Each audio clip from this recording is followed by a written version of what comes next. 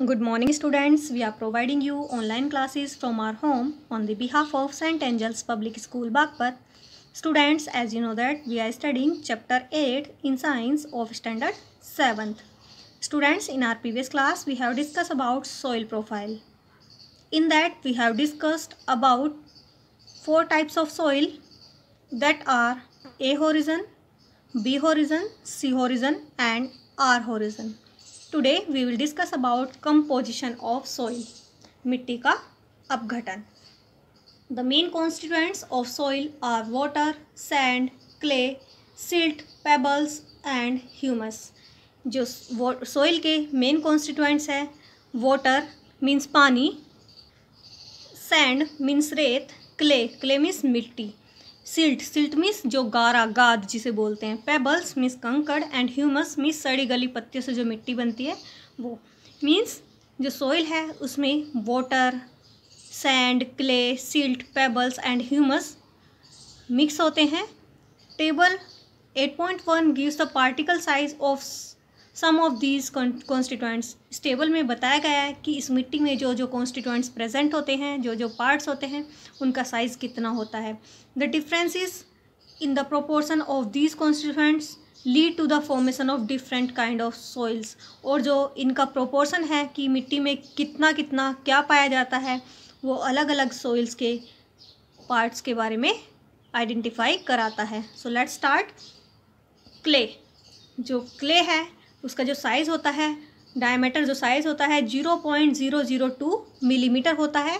Silt मतलब जो गारा होती है उसका होता है 0.002 से लेकर 0.05 मिलीमीटर तक. सैंड का जो साइज़ होता है 0.05 से 2 मिलीमीटर तक होता है.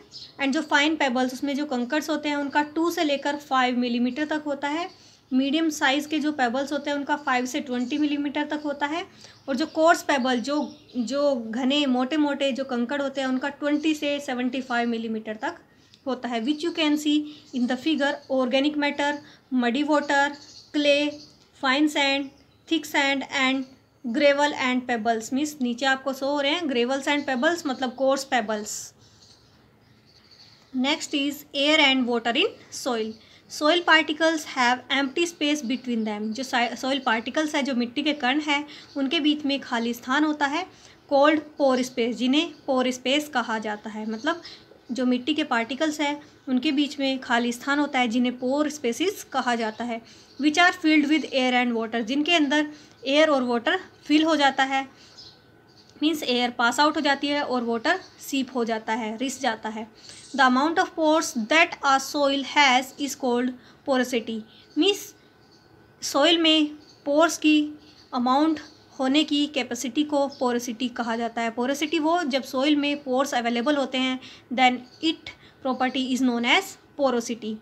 Porosity depend on the size and number of pores in the soil. Porosity depend करती है कि जो सोइल है उसका साइज़ कितना है और उसके बीच में जो पोर्स हैं, जो छिद्र है, वो कितने हैं. Large the size particle larger will be the pores space between the soil particles. मतलब पार्टिकल्स का साइज जितना बड़ा होगा, सोइल पार्टिकल्स के बीच में जो पोर्स होंगे, स्पेसिस होंगे, वो उतने ही बड़े होंगे. Now we will discuss about types of soil. मिट्टी के प्रकार. The differences in particle size of various soil constituents give rise to a property called texture. Means बहुत प्रकार की जो मिट्टी है उनके जो कॉन्स्टिट्यूएंट्स है, जो पार्ट है पार्टिकल साइज के, उनकी जो प्रॉपर्टी होती है उसे कहा जाता है टेक्सचर. मतलब कि किस मिट्टी का साइज़ कैसा है, उसकी प्रॉपर्टीज़ कैसी है, उसके पार्टिकल्स कैसे हैं, उसे टेक्सचर कहा जाता है. The easiest way to identify the type of soil is to take some soil in hand, wet it and roll it between your fingers. सबसे आसान तरीका कि मिट्टी किस तरह की है ये पहचानने का सबसे आसान तरीका है कि कुछ मिट्टी को अपने हाथ में लीजिए, गीला कीजिए और उसे रोल कीजिए अपनी फिंगर्स की हेल्प से. मतलब अपनी उंगलियों के बीच में उसे रोल कीजिए. If it is gritty and pale brown then it is sandy. अगर वो ग्रीटी है मतलब दानेदार है और ब्राउन पेल ब्राउन मतलब पीली भूरी रंग की है तो वो सैंडी सोइल मतलब रेतीली मिट्टी है. If it makes a shiny smooth coating on your finger and is grayish brown, then it is clay. अगर वो आपकी फिंगर्स पर स्मूथ कोटिंग कर देती है, मतलब एक परत चढ़ा देती है, एक बारीक सी परत चढ़ा देती है और चमकदार हो जाती है, और वो ग्रेइंग मतलब भूरे रंग की है, स्लेटी भूरे रंग की है, तो आप कह सकते हो वो क्ले है. इफ़ इट इज़ फ्लेकी, अगर वो फ्लेकी है, फ्लेकी मीन्स होता है परतदार, एंड डार्क, अगर वो फ्लेकी है, परतदार है और डार्क है, देन इट इज़ लोमी, तो वो कौन सी सॉइल है? लोमी. लोमी मीन्स चिकनी बालू मिट्टी, तो वो चिकनी बालू मिट्टी है. Let's remind again.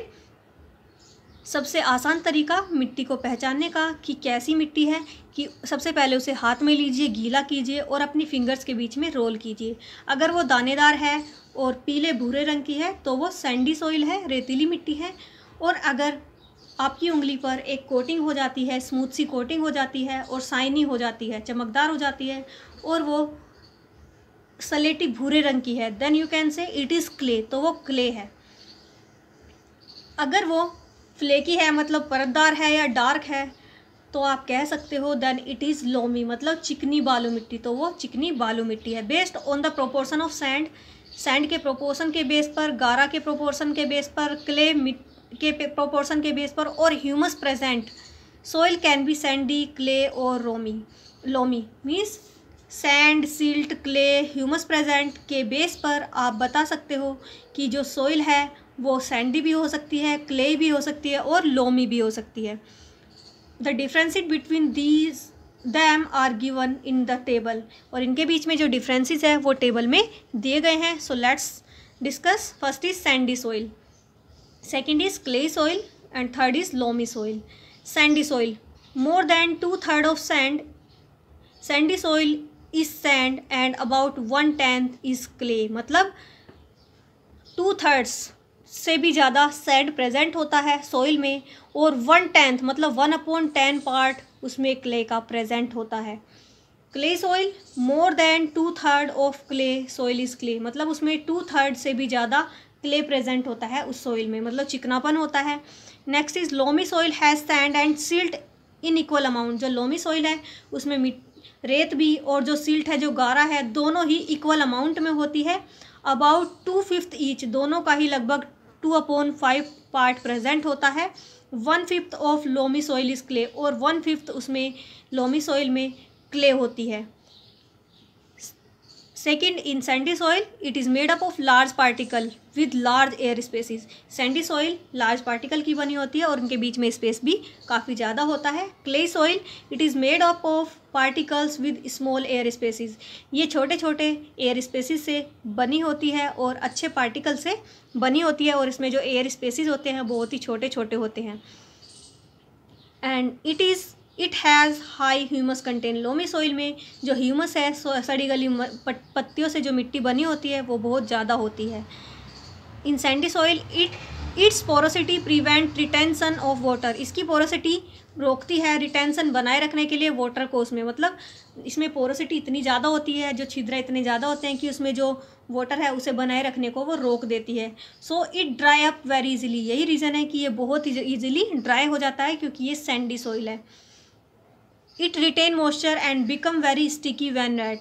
ये मॉइस्चर बनाए रखती है और बहुत ज़्यादा चिपक जाती है जब इसे गीला कर देते हैं.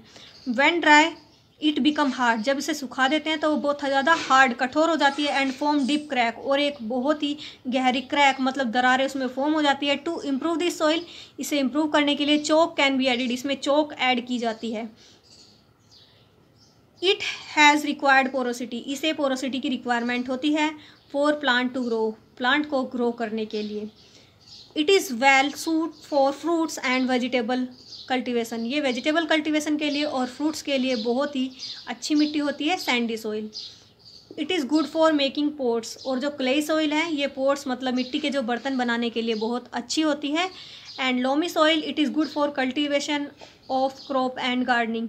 ये गार्डनिंग और कल्टीवेशन के लिए बहुत अच्छी सॉइल होती है loamy soil. So students, in our next class we will discuss about properties of soil.